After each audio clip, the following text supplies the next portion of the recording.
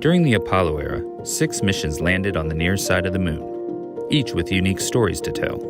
Here, we are visiting the Apollo 14 landing site, known as Fra Mauro, as imaged and mapped by NASA's Lunar Reconnaissance Orbiter.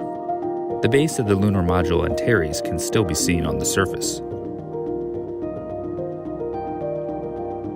The orange line is the outbound path that astronauts Al Shepard and Ed Mitchell took on their second moonwalk.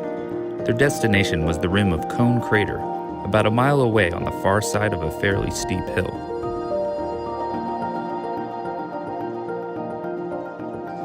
The trouble was, they couldn't see Cone Crater at any point along the way, and their map wasn't of high enough resolution to be helpful. As they hiked, they had to drag a 2-wheel tool caddy called the Modular Equipment Transporter, or MET. In the low gravity and rough terrain of the moon, the MET was always on the verge of tipping over.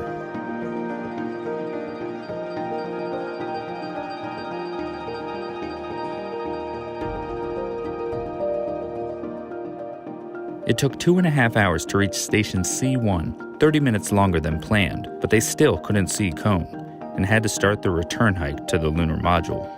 They didn't know it at the time, but as this LRO imagery shows, they had actually come within 150 feet of the crater rim.